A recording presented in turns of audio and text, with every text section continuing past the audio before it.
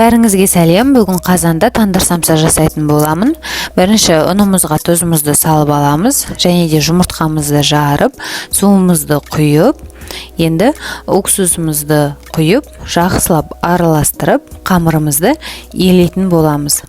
Осылай 3-4 минут уақыттай қамырымызды елеп алу керек. 2 бөлікке бөліп, сразу осылай елеп қоямыз. Енді пакетімізді алып, бір 20 минуттай уақытқа салып қойып қоямыз. Міне қамырымыз тынды біздің. Енді қамырымызды жақсылап жайып алатын боламыз. Қамырымыз біздің жұқа болу керек. Енді майымызды ерітіп, осы қамырымыздың үстіне жағып шығамыз. Барлық жеріне жағып, қамырымызды орайтын боламыз. Орап болғаннан соң, екінші қамырымызды да дәл солай жайып алып, майымызды жағып шығамыз.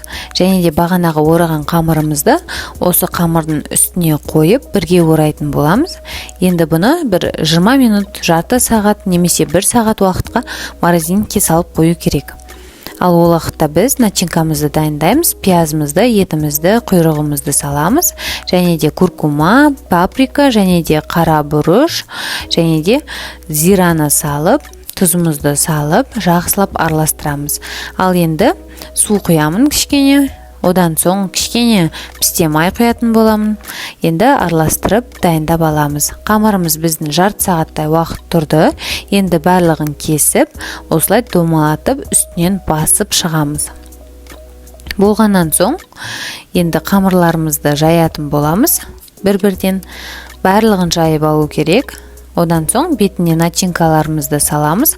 Қазір 2 түрлі түйу көрсетемін. Бірі осылай домалақ қылып түйу, ал екіншісі тандырдағыдай түйу. Осылай 3 бұрышты қылып түйіп болғаннан соң бетіне тұқымның сарысын жағып, және де күнжутымызды сеуіп шығамыз. Одан соң қазанымызды қатты қылып қыздырып аламыз. Және мынау тұқымның белогы, соған бір батырып алып, самсамызды жабыстырып шығамыз қазанымызға. Біздің қазанымыздың асты орта отта болу керек, және де 40-45 минуттай уақытта пісіріп аламыз. Арасында осылай 10 минут сайын бетін ашып, буын шығарып алу керек. Байқап тұру керек, пісті ма, піспеді ма.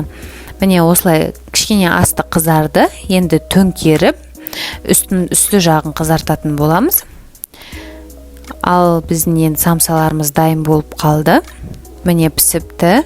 Енді барлығын түсіріп алатын боламыз. Ас болсын, міндетті түрде жасап көріңіздер. Осы видеоны көрген болсаңыздар, подписка жасап кетіңіздер. Барлығын қанша заттан қосатын астына описанияға жазып кетемін. Видеоны көрген болсаңыз, подписка жасауды ұмытпаңыз.